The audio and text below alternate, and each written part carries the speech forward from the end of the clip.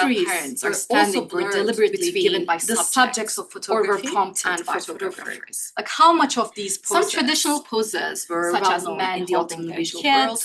For example, holding books, kids sitting was a on common chairs trope, while and parents probably are said standing nothing were about the deliberately literacy given by of the subjects subject, like or were this kid is prompted 6 by years photographers.